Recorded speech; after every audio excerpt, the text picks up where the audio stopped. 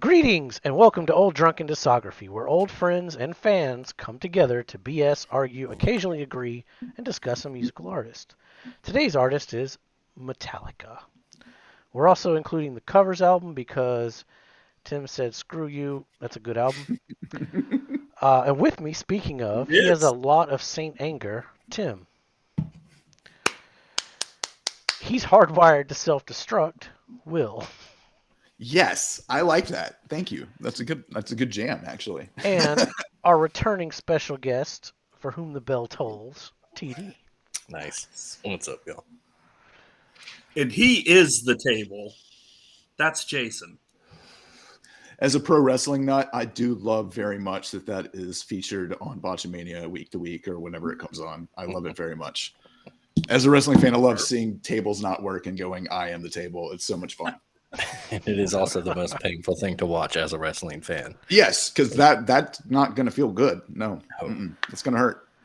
All right. Be sure to like, subscribe, hit that bell thingy. Check out the Discord, Patreon links below. Facebook shout out to Michael Fowler.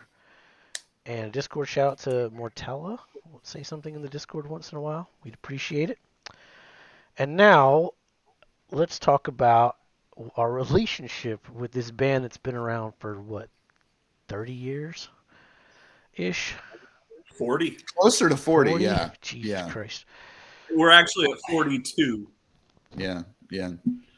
I'm 1 year older than Metallica. I'm at least older than Metallica, so that's good.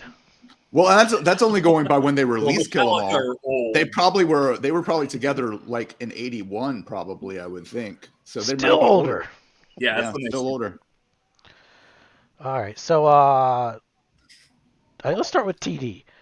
TD, what's your relationship with Metallica? How'd you get into them, all that jazz?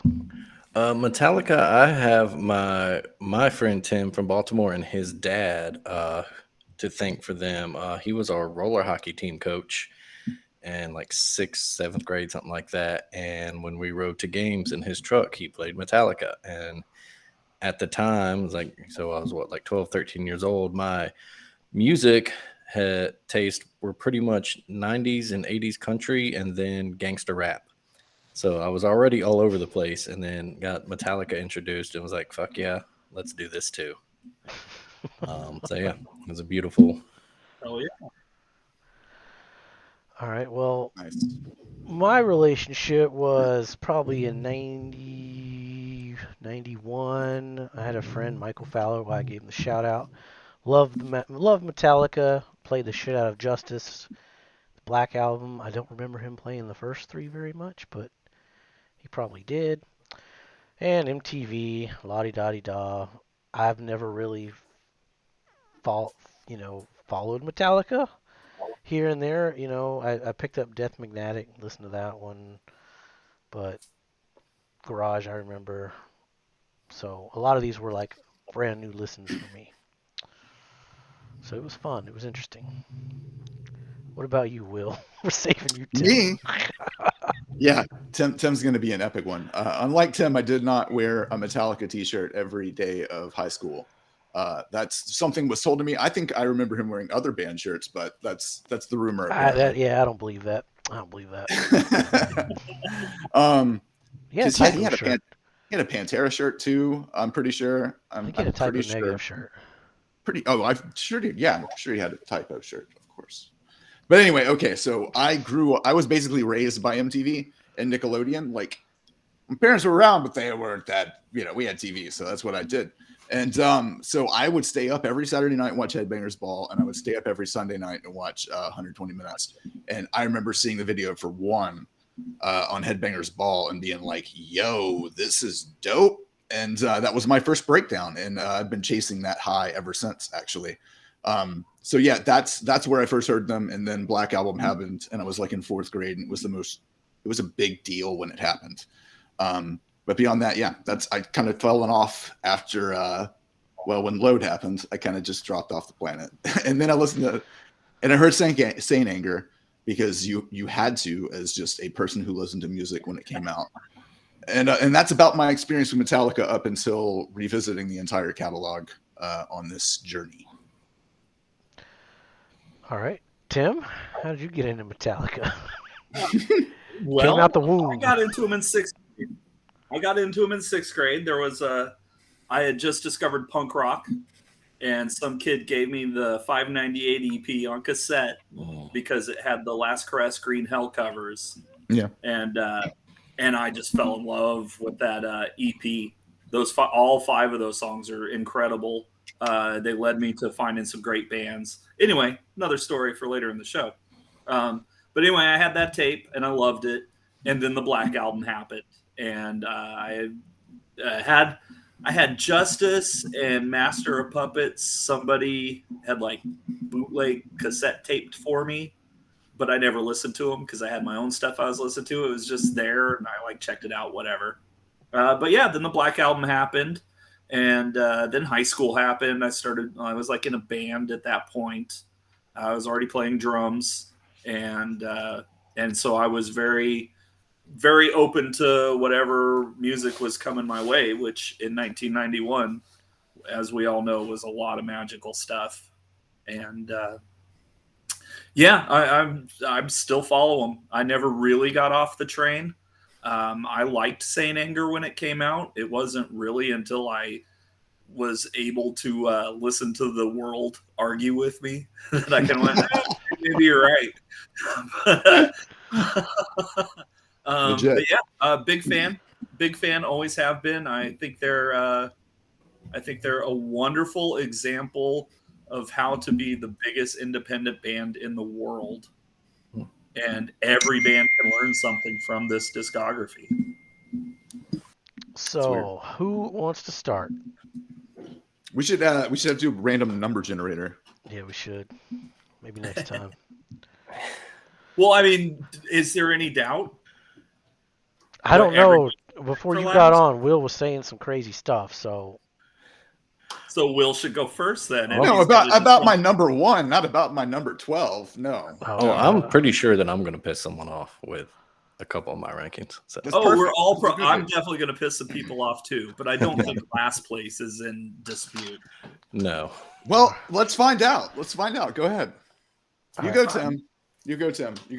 You're the honorable expertise. I want to hear yours first. Yeah. Okay. That's fair. right. I mean, it's arguably the worst metal album ever. They do have another entry in that conversation. I don't know if I consider that one at all a metal record, though. The one I know it's got riffs, but it kind of, yeah. That's a weird conversation in and of itself. True that. Yeah, Saint Anger. It's oh god. So let me tell you what I like about this album. I like that it's aggressive. I like that it's angry. I like a lot of the riffs. The bass is present and it's okay. The drums, the parts are awesome, and there are some spots here where the pingy, where the memes I actually enjoy. We'll just call them the memes, and but a lot of these songs are just too long. This is going to be a reoccurring theme, and this is the worst time they did it, but not the only time they did it. Yeah, the songs go on too long, and they kind of meander. It's Saint Anger. I like it, and if you include the movie, Some Kind of Monster, that should be a college course. That on what not to do as a band. There's a lot going on. Viewed at number 1 in how many countries? People are still talking about it 20 years later. It sold really well too, didn't it? Wasn't it? It was a number 1 record. Yeah. It's part of the streak that started with the Black Album and ended with Hardwired to Self-Destruct. Yeah. Every single one of those debuted at number 1. Well, that's also has more to do with the fact that by 2017 nobody bought records. So, yeah, that's true. Yeah, kind of changing the whole bet thing. Tim did. And it was some weird streaming algorithm that kept 72 seasons out, but it came in at number 2, so it's not like it failed. It did great. All right, Will, what's your number 12? Mine's going to be my order here so I can keep up with. That's fair. That's fair. I'm going to go with Load because it doesn't sound like a Metallica record. It sounds like they were, did Bob Rock produce this, by the way? Let me ask that first. He produced both of these albums so far. Okay. Yeah, it sounds like Bob Rock solo record because it's got more country influence than metal. Is this the one that he played bass on?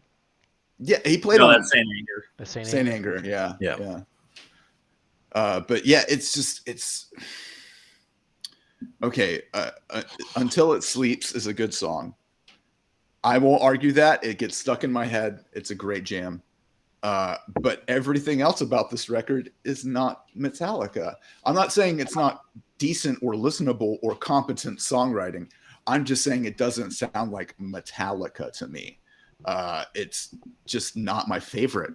And that's all I can say. Positively, Until It Sleeps is a good jam, dude. Straight up good single. But beyond that, there's not much there for me. All right. What about you, TD? I'm gonna go Saint Anger as well.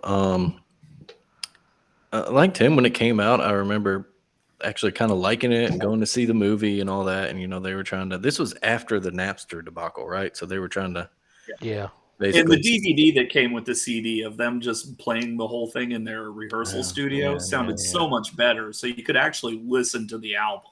Yeah. And, just have the CD in the car or whatever. But yeah, and lyrically, it's an interesting concept, like the concept of anger being a healthy emotion and something like that we need to, I guess, not shame or whatever, but it just gets annoying after a few songs. I remember when I re-listened, it was actually, I think, the first one I re-listened to after I knew I was going to do this. And I was like, all right, let me see if I really, how I remember this album. And I don't know, 4 or 5 songs in, I was like, like this is annoying. Like it's just like kind of grating on my ears. And I was like, all right, like a good attempt, like you got to try stuff. And like you said, is a return to aggression after, the 90s.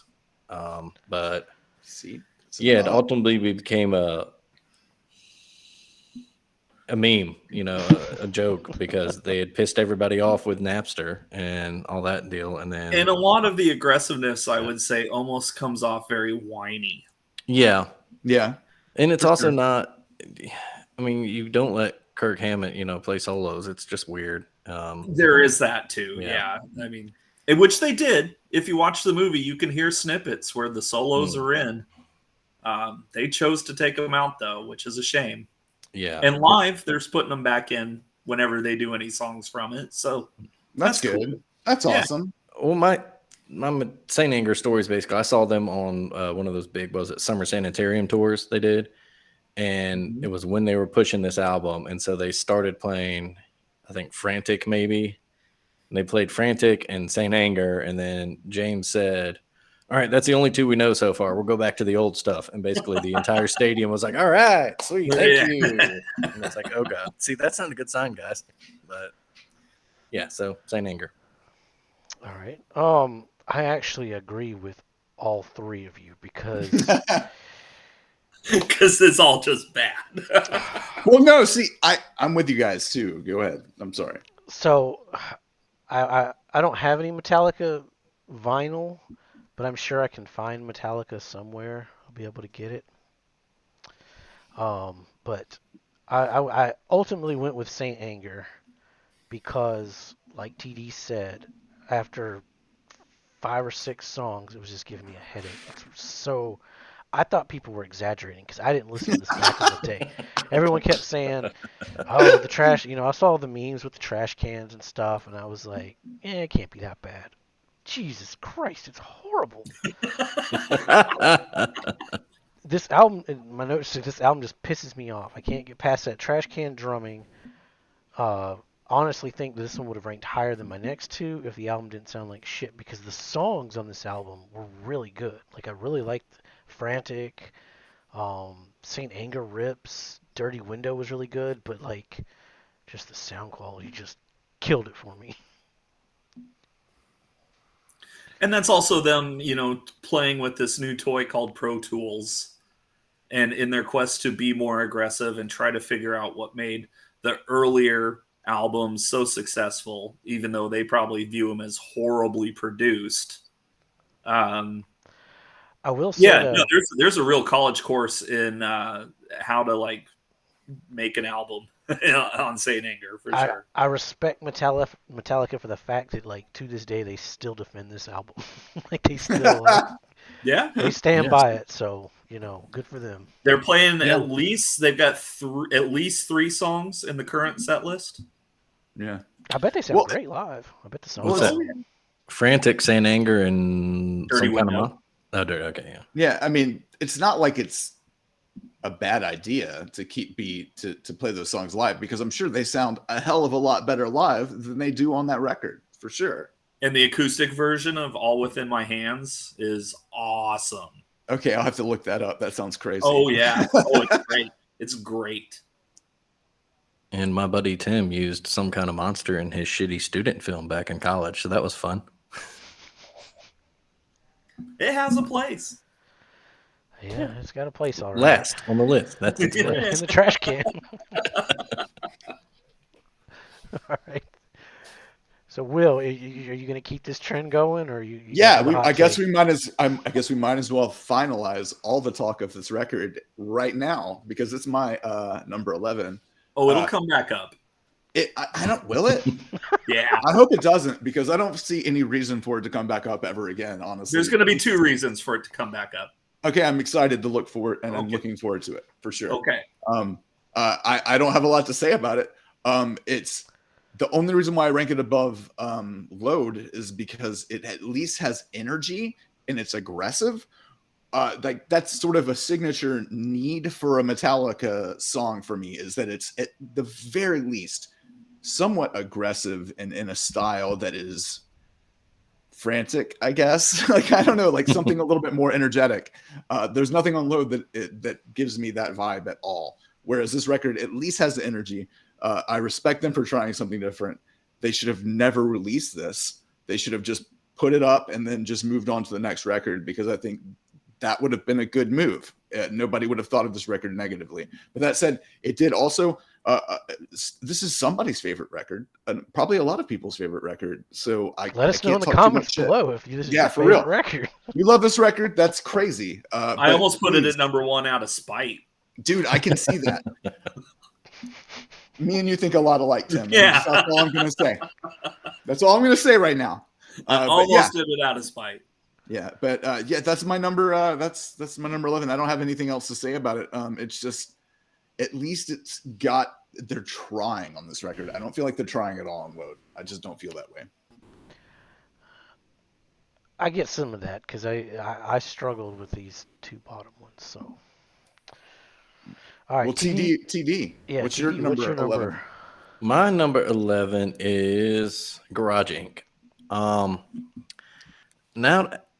Not out of like a dislike of it or anything, and not because it's a cover record, because I love some good cover songs and even a cover record, but I think it just hurts me personally that I'm not familiar with a lot of the stuff, like the was it Diamond Head, the covers, and some of the like the heavier punk covers. It's just not my preferred genre, and so I just am unfamiliar with a lot of it when I listen to it. But it's another one. Like I said, I love a good cover album when bands branch out and try to do, either songs that aren't in their wheelhouse but in their style, or they, like their acoustic version of Tuesday's Gone.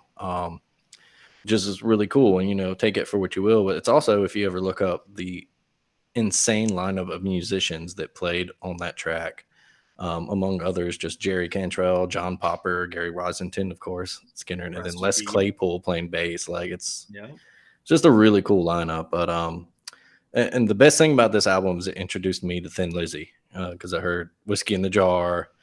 I was like, this is fucking awesome. What's this song? And then, through probably my friend Tim's dad, like, hey, well, it's an old Irish, but Thin Lizzy did the version of it. Like, go listen to Thin Lizzy.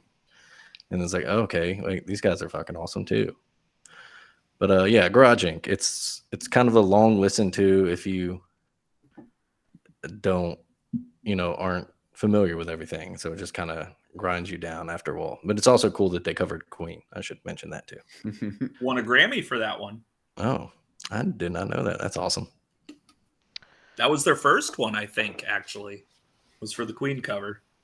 Nice. Which is so we should, again, another argument for Queen being one of the greatest bands of all time, because they invented thrash metal, I guess, since they put that song out.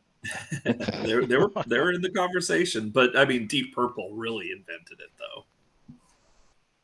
Yeah, like in rock, there's some thrashers on there, and that's like 72. Jason, what's your number 11? All right, my number 11 is Load. Now, I remember this one coming out. Like I said, my best friend was a Metallica fan, and I still remember the look on his face the first time he heard this. He was like, this is shit. And I don't know if he ever listened to Metallica after that. But, Ain't My Bitch, what the fuck is this shit? Horrible opening track, horrible song altogether. 2x4 almost has a bluesy riff, which is weird. I like the house Jack built, or so I thought in the beginning. Then it just went into shit. It went gurgling down and down and down and down. Into its Until It Sleeps is fine. Take about 2.5 minutes out of King Nothing, and it's okay. I fell asleep halfway through Hero and woke up around Poor Twisted Me. While not what I would want from a Metallica song, it's okay, kind of bluesy again. I didn't like James's voice on this album. It sounds off. And I get the sentiment of Mama Said, but I did not press play on a Metallica album to hear Bad Country. Done with this one, moving on is what my notes say. So.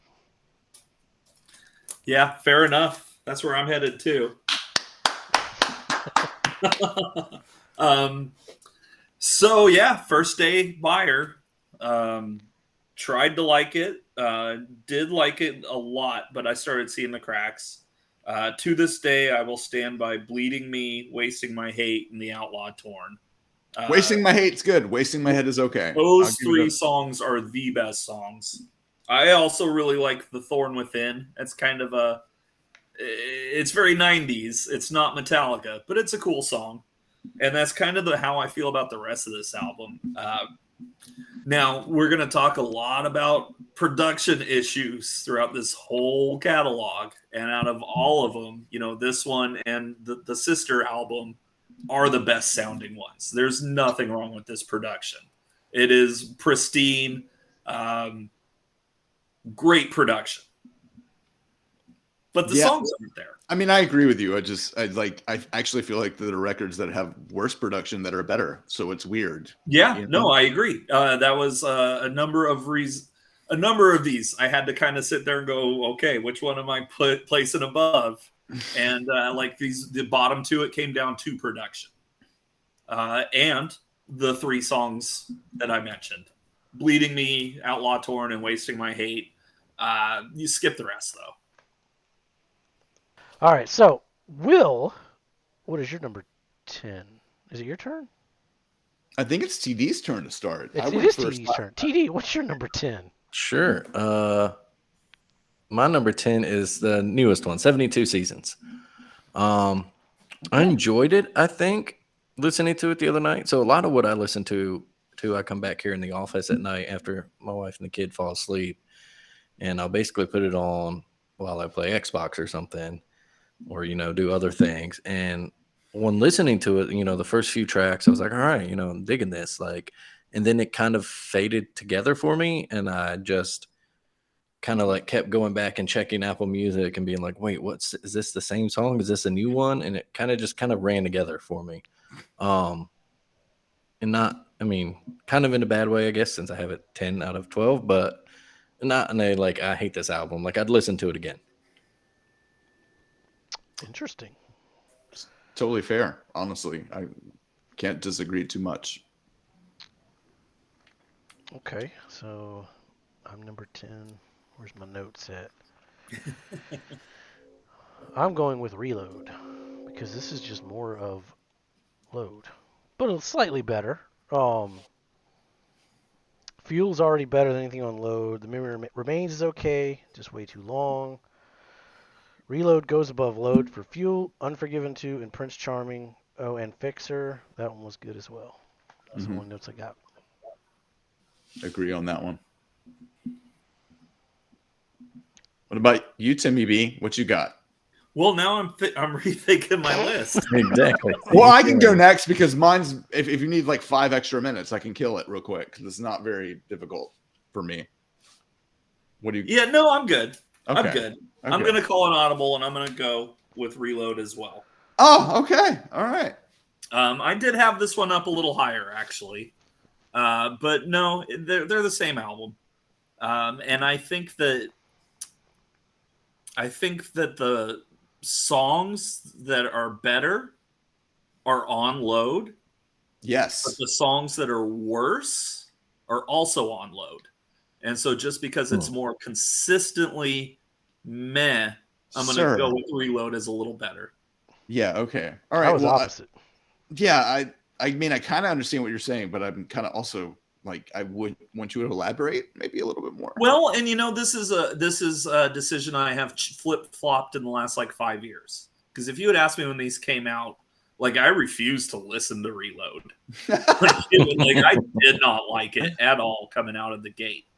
But over the years, again, none of the songs are really standing out as great. I do like Better Than You. Devil's Dance is pretty cool. Mm-hmm. And yeah, Fuel and The Memory Remains are live staples. But otherwise, this is just kind of a flat album for me, where at least Load kind of is a roller coaster. You're either getting really good or really bad. Yeah, but that was the decision. And so in the last couple of years, I've kind of went, well, I think I'd rather listen to Reload at this point. Just because there is good stuff. There is a lot of good stuff. But none of the songs are Agreed. All right. Well, I guess I am going to put. Oh wait, what? Yeah, no, that was Tim said that. I'm going to say Garage Inc. actually for my number 10. Simply because it's a cover album and it's not a Metallica album. That is the only reason why it's this low. I would have purely on the basis of that fact put it at the last place because it's not a Metallica record, but it's still better than Saint Anger and Load. So it definitely goes into number 10. I agree with a lot of the things Tim and Jason both said about Reload, but I think this not being a Metallica record puts it here, whereas Reload, to me, in comparison to Load, sounds like a Metallica record. So that's why it gets a higher point over Garage Inc. So what's the difference then? Because they're all basically done at the same time. Well, yeah, the difference is that the reality is that Load doesn't sound like Metallica, so that's why it's at the fucking bottom. Right, but this sounds Reload, the same as Load. No, but Reload sounds like Metallica in its original, whereas Garage Inc. is just like, hey, this is some shit we really like and has contributed to the music we make, which is fine, and I love it. I love Thin Lizzy very, very much, and I think their cover of Whiskey in a Jar is phenomenal. I'm not hating on this record at all. Their interpretations of these songs are wonderful and well done. In fact, I'm not a big Skynyrd fan, but I love that song. So I'm glad they covered it and it made it better. It's great to me. I love that song. It's a great record. It's not Metallica. So I can't rate it high, but it's still better than Saint Anger and Load. So it goes at this number. That's it, man. Yeah, cover albums are weird. They're hard to That's place. my only. I mean, it's more of a philosophical argument than the quality of the record, because it's a great record. They have great, excellent taste and good choices in the songs they've covered. I will say I prefer Slayer's covered record to this, but that's me and a personal choice. But beyond that, it's still a great covers record. I mean, Slayer would never cover Thin Lizzy, so that's definitely a point up in Metallica's favor for sure. Yeah, but that's the only reason why it's there. Just because it's a covers record. That's it. Yeah. Cover records are hard too, especially after like so many pop punk bands nailed covers in the like turn of the century. Just like I have a weird argument for cover songs. I feel like if you're going to do a cover song, you have to make it your own in a way. Yeah. And Metallica do that with this record. They definitely make the songs their own, and that's why it's a good record. And that's why it's not the last place. It's up above the points. I like it. It's good. It's a philosophical thing for sure. Yeah, their cover of Tuesday's Gone Yeah, it's beautiful. is so much better than like Shinedown doing. Oh God, Simple Man. Yeah. Yeah. Oh God. I mean, it's not quite Alien and Farm covering Michael Jackson, but it's good. It's good. Tim, I didn't get a reaction from Tim, and that hurts my heart. I've already talked about that on this show once. I was just joking. No, it's fine. It's fine. It is a good cover, though. I mean, yeah, no, I was just thinking about how it's like if you find the bootleg of the whole show, they took over a local radio station for like 2 hours or whatever, and brought all their friends in, and they are all just like super, super drunk, and you can just hear it. It's like John Popper's on a song. The Blues Traveler guy. Yeah, because he's hanging out in the studio that day. Yeah, he's playing the little harmonica, and I mean, as he does. Yeah, he's killer. He's good. Yeah. And Tuesday's Gone is also the only time anybody who's not in Metallica sang on a Metallica album. Hmm. Pepper Keenan from Corrosion of Conformity takes the second verse. They felt bad for not picking him to play bass for him. I don't think they do. I don't think either party feels bad about that. They shouldn't. Trujillo is my man. Yeah. I love him very much. All right, am I next? All right. Right, yeah, Tim, Will, TD. Yeah, Jason, you're up next, man. This is going to be my first hot take, I think. Okay. But I'm going with Hardwired to Self-Destruct. Oh, my God. That's fair. That's fair. The opening track is fantastic. The second one was good, too, but then it kind of falls into that mid-tempo butt rock for a few songs. That's Will's term. No, that is not butt rock, though, sir. So I can't agree with you. Did not like Dream No More. Halo on Fire would have made a great Pearl Jam song. Production on the whole thing just sounds dull to me. Like all the sharpness of the music was taken out of it. And it's hard to describe, but nothing really happens in this album after the first two tracks until the closing track, which is badass. That's my notes on that one.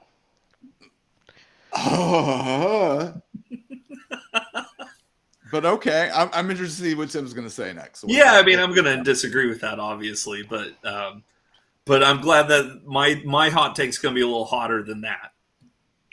Okay, all right. Guarantee. Justice for All, number 9. I have the hottest one. Don't worry. We'll see. Are you I've got a pretty hot take. serious? Oh, I'm wow. doing it. I'm doing it. You called it. I was joking.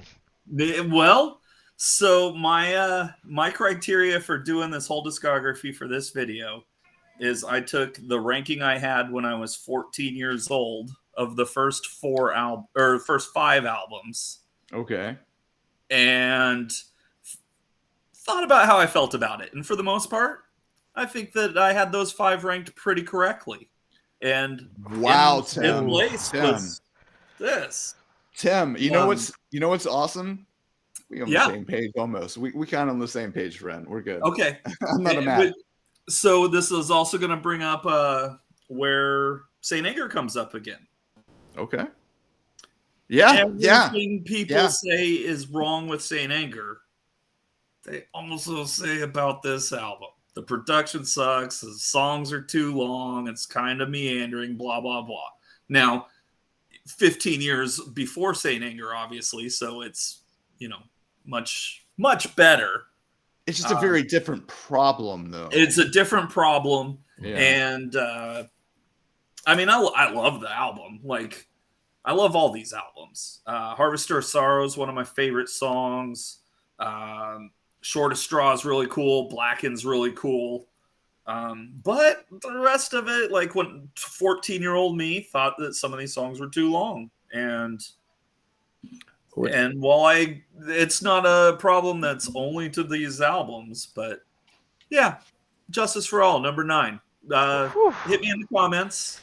Well, that's something the band has come out and said too, right? That they've been like, they kind of especially once they started playing it live, they were like, "Shit, these songs are kind of too long." Yeah, and it's directly the ridiculousness of it is directly responsible for the simplicity of the album that followed. Mm-hmm. Okay. Yeah, I get it. All right. This is Alright. the one that everybody got into them on, and it's Nostalgia City, and yeah, crank it. Like, it's great. You're not going to find a problem with it, but Yeah. there's some problems with it. Yeah, there's some problems with it for sure. For sure. Yeah. I don't know if I would vote it under some other records is my only argument. But I guess I'm next. So mine's going to be Reload because it still sucks, but it sounds more like Metallica than Load or Garage Inc. Merely because Garage Inc. isn't original songs. So that's why it is at number 9. I don't have much else to say about it. It sounds like Metallica. It's not terrible at all. Like Fuel, as much as I want to hate Fuel, It's so good though. it's great. It's great. It's great. stupid, but it's I good. wish I were into really fast cars more so I could fully appreciate it. Like honestly, it's not bad. Memory Remains is kind of classic. Honestly, it kind of sounds like Black Album Metallica, but just a couple years removed. Devil's Dance is fun. Unforgiven 2, which I wanted to hate purely on the fact that it is a reprisal of a original song, but it's dope, dude. It's good. It's not bad. All of this is way better than Load, which is the reason why it's so far ahead of Load. Like it's my own cognitive dissonance putting it here at this spot. But that's it. Yeah, it's good. I like it. All right. I'm not predicting anybody else's records anymore. What you got, TD? Yeah. What you this got? is where I have Load. Don't really have much more to add than y'all already have. You're right. It's not Metallica record. It's continuing what they started with the Black Album. Bob Rock. In my notes I have it's Metallica's grunge album. Yeah, literally. A little. Yeah.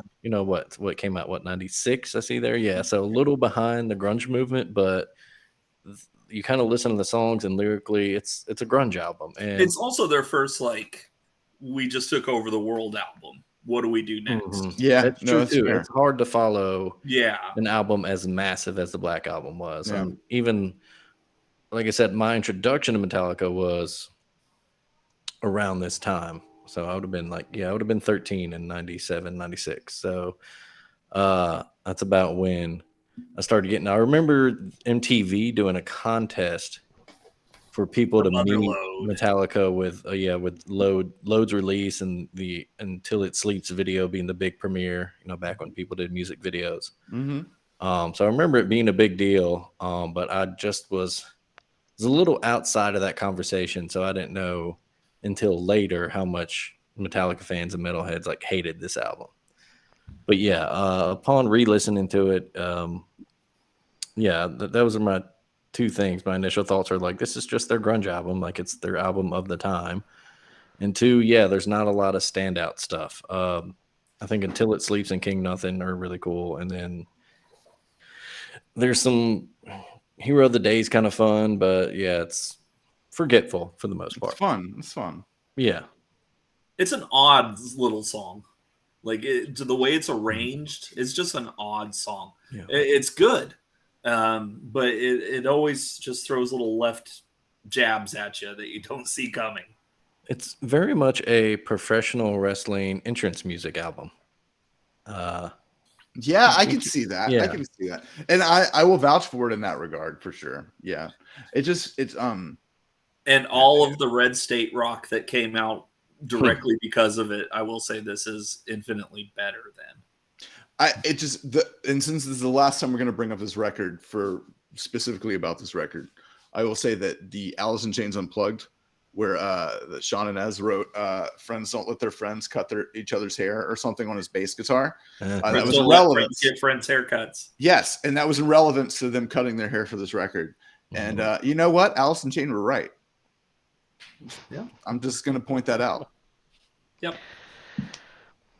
All right, Tim, you're next. What we got now? Ride the Lightning, Master of Puppets. Black Album, probably. So this will be the last time we bring up Saint Anger. Okay. This Hardwired then, huh? No, you keep them coming. Okay, go Make ahead, me go. that money. No, the new one. We're gonna go. Okay, no, that's fair. That's totally fair. Same kind of problems. So hold on here. I got a thing going. The same kind of problems here. The song, I like the album. I like the album a whole bunch. But when I listen to it, which I have been now for 2 months, 3 months, however long it's been out, there's only one song I don't have a problem with. Chasing Light. That's the song. There's every complaint I have about this album, that song does not have. The complaints I have are, the drums sound bad, which is an issue that, they've had before. See number 12. I think the riffs on this album are great, but then about 2/3 of the way into the song, you could end it, but they're like, "Nah, we're just going to keep playing the song," and they don't actually bring anything to it. And I can kind of see where Zoom and the pandemic process of writing plays into that. Obviously you're going to have to extend stuff a little longer. Chasing Light is great. I really like Shadows Follow. I really like Lux Eterna. That's a great song. And then Too Far Gone and Room of Mirrors are both really cool as well. Not a bad album at all. It's definitely on the list for this year. It's going to be on the list. It's not number one though.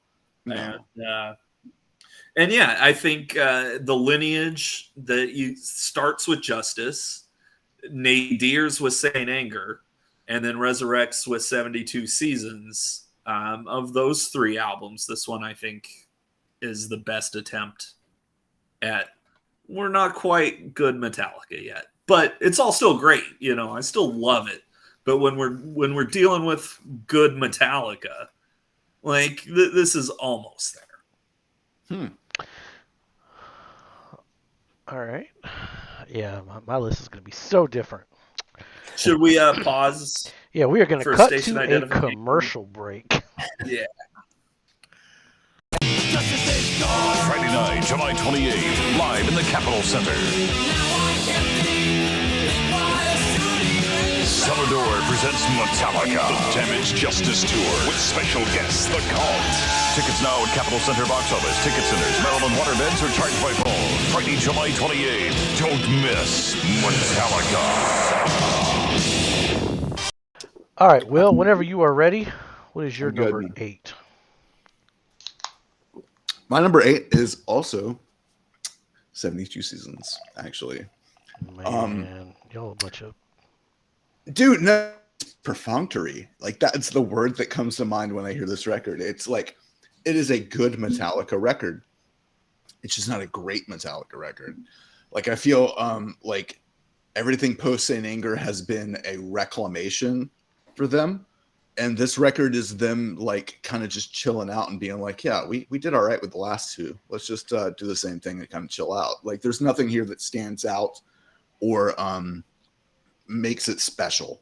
It's still a good record. It's not a bad record. It's just kind of, there's no songs on here I'm going to go back and listen to. Lux Eterna is awesome.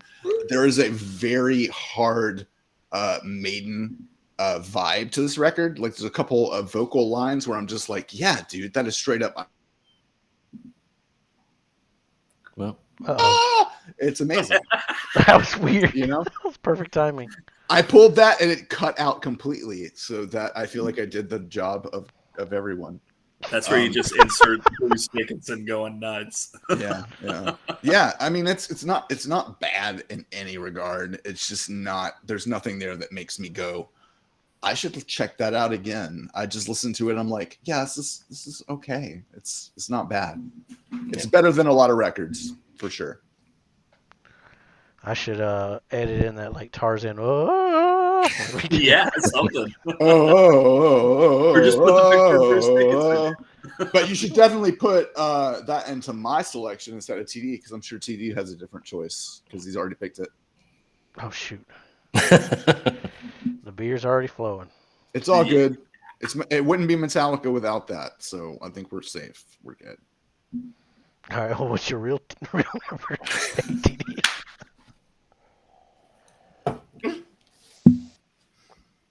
72 seasons so bad it's on here twice. TD, what would be your number 8, sir? My number 8 I have is Hardwired to Self-Destruct. My man. I didn't not enjoy it. Is that right? Yeah, I enjoyed it, but it also has no standouts for me. Like, there's nothing that like grabbed at me and like had me like feel like, oh yeah, I want to come back and listen to this album more and more and more. It just kind of was there. And it's good. It's very much was like I was like, oh, this is old Metallica again, so that's cool. Like, and I know we'll get to that with like kind of Death Magnetic too, but I don't think I was listening to a lot of the hard stuff. As I gotten older, I've kind of weaned off of it, but Metallica is always my go-to for it. So the first time I listened to it, I was like, fuck yes, I get it. And now when I go back to it, like when I listened to it for this, I was just kind of like, I don't know if I have a favorite track on this because nothing jumps at me to like just catches me like that. But I enjoy it. And, you know, I like it more than the albums I listed below it. All right. That's it. What about you, Jason? This is where I'm going to put in Garage. It's fair. We kind of already talked about it. It's a fun covers album. Decent covers. Love the Misfits stuff. But I'm not going to pull an Ed and say Metallica did Tuesday's Gone better than Skinner. It's still a great cover. Wait, would Ed say that? Yes, he said Shinedown's cover was better than the original, even though they completely cut out the solo and just, you know. Right. Andy likes Green Day's cover of Working Class Hero over Better the than John Lennon's. Eduardo, what is what? Why? Yeah, when he comes back from fighting these Canadian wildfires. He's back in from space here. And hey, this is the second time we've talked about a band who's covered Bob Seger, so there you go. It's fair. Yeah. All right. I think you're next. I think you're next again. Oh Yeah. God. Yeah. Just keep them coming. I'm gonna switch these up here. All right, I'm gonna go Death Magnetic. Oh, okay. All right. I listened to these albums in order, and this was like a breath of fresh air. Yeah. 3 crappy albums. I agree. That Was Just Your Life is fucking good. It sounds like very old Metallica, trying to sound like old Metallica, which is probably the best you could ask for in 2008. I really liked The End of the Line, but Broken, Beaten, Scarred was kind of lame vocal-wise. I believe it's the term Will would use is very butt rock sounding. The Day That Never Comes was decent. Sounded like Black Album era. Unforgiven 3 is my least favorite of the trilogy, but it was still really good. Judas Kiss was really good. Love the drum beats in this one. Overall, album was pretty decent. So that's why it's here. Yeah, we're definitely hitting the point in the competition where if you're at this level, you're not bad. Nobody dislikes you. You're still good. This is where I would say mine start to get difficult. Or good. Yeah, difficult to pick for me, for sure. Well, Tim? All right, Tim. Okay, so hot take number 2. Going back to how I felt about the first 5 when I was 14 and how the new ones since then plays into it. I'm so curious. Yes! Tim, you're my soul twin, sir. I mean, what's not to love about this album? I know, exactly. The album's fantastic. It's wonderful. Yeah, it's wonderful. But it's the first album, and so clearly they're going to do better. Yeah. They've certainly done worse. Crank it like all the way loud, just over and over again. Listen to it for like 3 years straight, and then listen to it again. Yeah. Great album. God, I mean, Phantom Lord, No Remorse, Four Horsemen, the bass solo, of course. I mean, we love Cliff. Yeah. Forever. Yeah.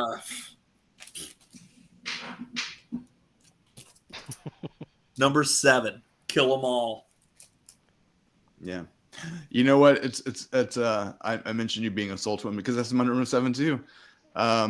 It's great. Turn it on, crank it, rip it. But it's got this weird 70s like disco shuffle thing going on throughout the record. And that's only because it came out in 81 and they probably wrote it in 79 even. I don't even know. But it's got that vibe still going to it. It hasn't quite reached. I'm sure it was absolutely revolutionary when it dropped. Like minds were blown when it came out. Nothing was this fast. It just did not age as well as the next two that came and that classic Metallica. It's just not that good as those two records, and that's why it's right here. And we'll get to why it's here as opposed to higher in the list, even though it's one of the classic triumvirate. But yeah, that album artwork is beautiful. That's all I will say. It is beautiful album artwork, and I love it. You can thank Cliff Burton for the album title. Yeah, and actually in my notes when I look, like literally his midway track of just him soloing with effects is probably the best track on the record, which is why it's here and not further up. That's it. And a fun Cliff fact for anybody who doesn't know, he would carry a ball peen hammer around with him. Mm-hmm. And if trouble arose, he put it to rest with his hammer. Yeah. and Jesus. so yeah, Peaky Blinder shit. Yeah. The artwork is posers authentic. allowed. Authentic artwork here is what we're saying. Yeah. What you got for number 7, TD? I have Death Magnetic as well. I do say I remember when it came out. What was that? 2008. Yeah, I remember listening to it and being like, "Oh fuck!" Like, someone actually, I think I worked with, if I remember right, had to convince me to be like, "Oh no, you should actually go." Like, it's like old Metallica again. Like, get back into it. And it's not, some of the ones that we're gonna talk about higher up, but it's got a couple of really good tunes on it. I really love The Day That Never Comes, All Nightmare Long, and Cyanide. Like that 3 stretch, that kind of in the middle right there. I really liked it. Go back and listen to it too. I guess, did they also release a cover around the same time of that? Forgetting his name now, but the famous composer of the spaghetti westerns. But he was like the Morricone. Morricone. The Good, Bad, the Ugly theme cover song. of the Ecstasy of Gold. That's it. Yeah, and I guess in my head I had it on this album as well, but they just put it out for like a tribute album of his. Yeah, right? and it was during these sessions, so it has that. Okay. So okay. So I do. There is a reason that but yeah, it's a return to form. It was nice to hear Kirk Hammett, be allowed to be himself again. That's my biggest takeaway from this album, is that when I listen to it now, and then back then especially, being like, oh shit, like, okay, awesome, like, you let this like amazing guitarist actually be an amazing guitarist again. Get away from all the Saint Anger dirt that was there.